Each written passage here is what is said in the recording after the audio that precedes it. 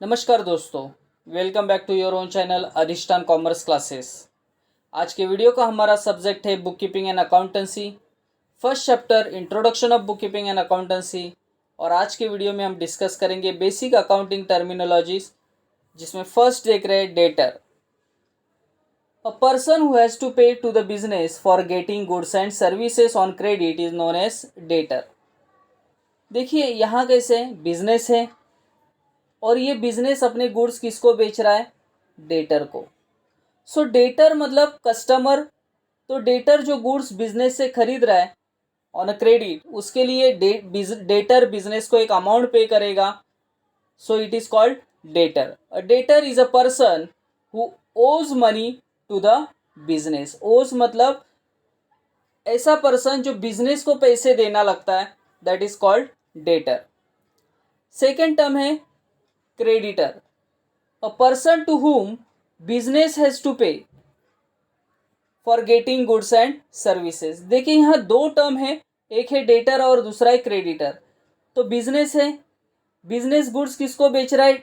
Debtor को, customer को।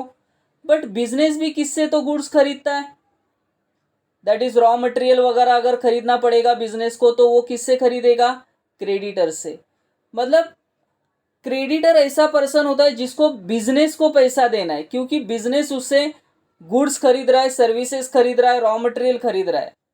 सो that is called creditor. A creditor is a person to whom business owes money. तो इस case में creditor business को पैसे दे, मतलब बिजनेस क्रेडिटर को पैसे देना लग रहा है।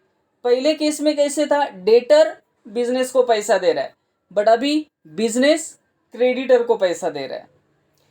The next term है bad debts. An irrecoverable amount from debtor is known as bad debts.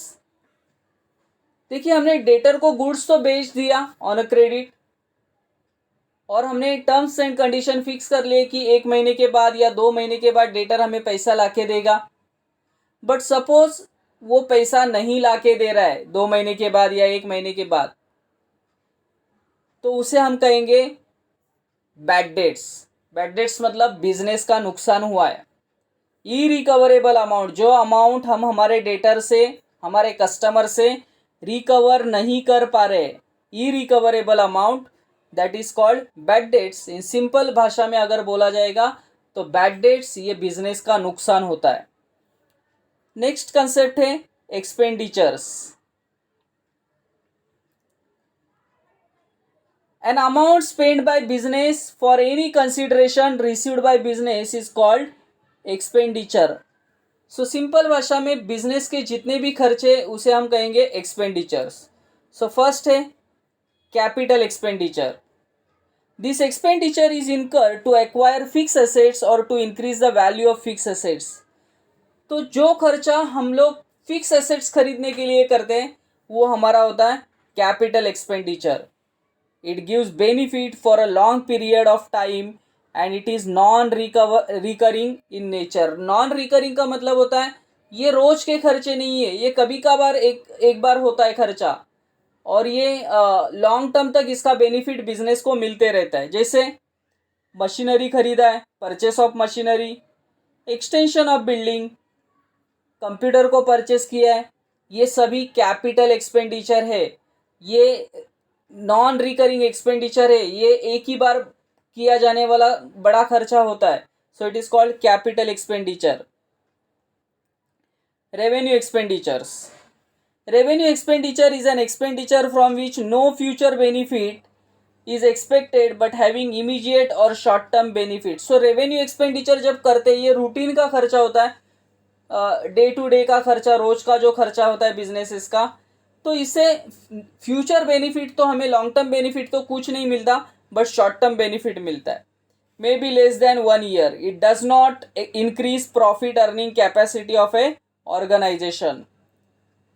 There are normal day to day operating expenses of a business organization and appear on the debit side of trading account, profit and loss account. तो ये normally जो खर्चे हैं ये trading या profit and loss account के debit side में दिखाए जाते हैं। जैसे एग्जांपल, रेंट पेड किया है, सैलरी पेड किया है, वेजेस पेड किया है, ये सब रेवेन्यू एक्सपेंडिचर है, डे टू डे एक्सपेंडिचर्स है. No long term benefits but short term benefits is there. Deferred revenue expenditures.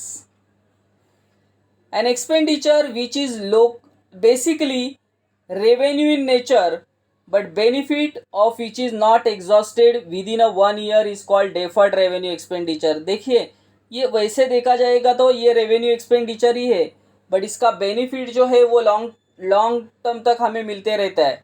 Which is not exhausted in a year is called deferred revenue expenditure. Such expenditure is written off over the year. Such return of amount is shown on a debit side of. जो भी return of amount किया है ये profit and loss के debit side में दिखाया जाएगा, और जो अमाउंट रिटर्न ऑफ नहीं किया है वो बैलेंस शीट के एसेट साइड में दिखाया जाएगा. जैसे heavy expenditure on advertising, heavy legal expenses. जब बहुत बड़ा अमाउंट एडवर्टाइजिंग पे या लीगल एक्सपेंसेस के लिए खर्चा किया जाएगा तभी हम उसको कहेंगे डेफर्ड रेवेन्यू, क्योंकि इसका जो बेनिफिट है वो आने वाले सालों में हमें मिलते रहेगा. ये लॉन्ग टर्म का बेनिफिट हमें देगा. So it is called deferred revenue expenditures. Next है cash discount and trade discount. Trade discount it is an allowance given on a catalogue price और लिस्ट प्राइस. जो एमआरपी होता है, मैक्सिमम रिटेल प्राइस जो होता है, इस पे ये ट्रेड डिस्काउंट कैलकुलेट किया जाता है. बट नॉर्मली जो ट्रेड डिस्काउंट कैलकुलेट किया जाता है ये जब आप बल्क का बाइंग करते हैं, एक दो चीज़ें खरीदने के लिए आपको ट्रेड डिस्काउंट नहीं मिलेगा. अब जब बल्क पे लार्ज स्केल पे गुड्स खरीदते हैं तो आपको ट्रेड डिस्काउंट दिया जाएगा. This discount is allowed at the time of purchase और sale of goods. Value of goods purchased और sold is recorded at a net value payable after deduction amount of trade discount allowed. For example, if goods of rupees 1000 are sold at 5% trade discount, the value of goods that will be recorded at rupees 950. देखिए अगर 1000 price है और उस पर हमें 5% का अगर discount दिया जा रहा है तो 50 रुपीज़ आएगा. ये 50 रुपीज़ हमारे 1000 अमाउंट से क्या किया जाएगा, माइनस किया जाएगा, और ये 950 जो अमाउंट है यही क्या किया जाएगा, बुक्स ऑफ अकाउंट्स में रिकॉर्ड किया जाएगा. Hence trade discount does not appear in the books of accounts separately. So trade discount को कभी भी बुक्स ऑफ अकाउंट्स में सेपरेटली नहीं दिखाया जाता है. फॉर एग्जाम्पल अगर ट्रेड डिस्काउंट हमें समझना है तो सिंपली समझाता हूँ मैं. सपोज हमें एक पेन लेना है, 1 पेन लेना है, अगर वो 10 रुपये में तो हमें वो 10 रुपये में ही मिलेगा. बट अगर मैं शॉपकीपर को बोलता है कि मुझे 100 पेन लेने हैं तो वो हमें क्या करेगा, 10 रुपये के बदले 9 रुपये में दे देगा. क्यों? क्योंकि हम लोग लार्ज क्वांटिटी पे उससे पेन खरीद रहे. सो 1 रुपया वो हमें क्या दे देगा, डिस्काउंट दे देगा. तो जब लार्ज क्वांटिटी पे गुड्स खरीदते हैं तो या बल्क पे गुड्स खरीदते तो हमें ट्रेड डिस्काउंट मिलता है. Cash discount it is the amount deducted from the final amount due eight the time of receipt. मतलब जब हम कैश पेमेंट करने जाते हैं, कैश शॉपकीपर को जब कैश पेमेंट करते हैं तो कैश देते वक्त हम उसको एक अमाउंट देते हैं, तब हम उसको कहते हैं कि अरे मैं तो एक साथ तुझे पैसा पे कर रहा हूँ तो मुझे यहाँ क्या चाहिए, डिस्काउंट चाहिए, कैश डिस्काउंट चाहिए.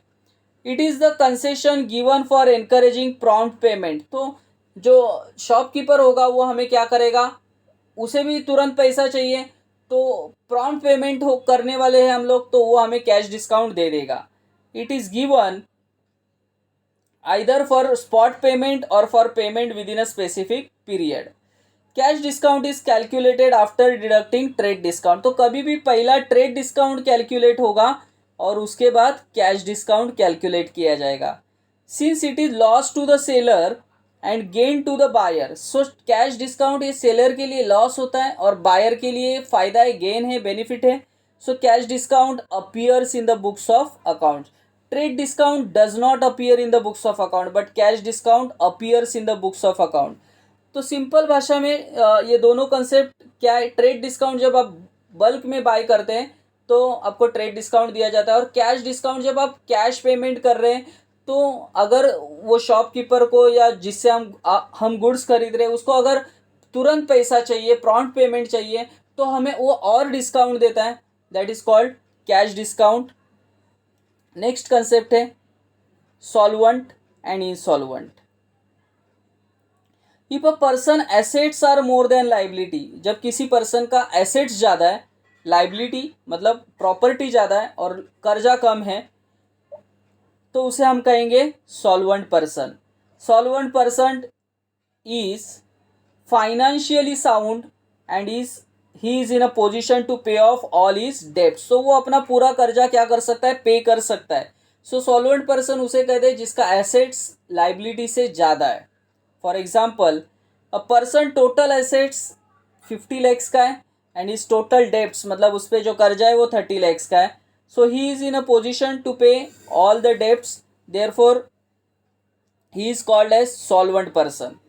Insolvent person, a person whose liabilities are more than his assets. देखिए अभी कर्जा ज़्यादा है और एसेट्स कम है, मतलब लाइबिलिटी ज़्यादा है और प्रॉपर्टी कम है, एसेट्स कम है। Such person is called insolvent person.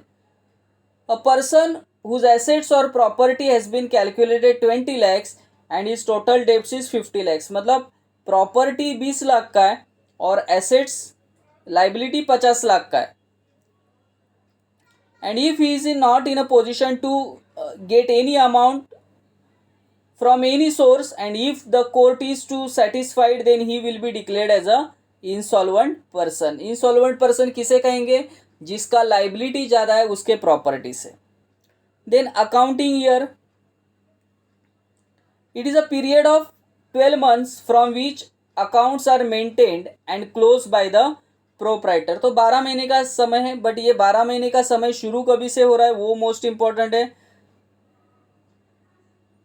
For income tax purpose the accounting year starts from 1 April to 31 March. जैसे कैलेंडर ईयर जो होता है हमारा जनवरी से दिसंबर शुरू होता है, बट फाइनेंशियल ईयर जो होता है वो हमारा 1 अप्रैल से लेके 31 मार्च तक होता है। तो 12 महीने का पीरियड जो हम लोग फाइनेंशियल ईयर करके फॉलो करते हैं, that is called accounting year.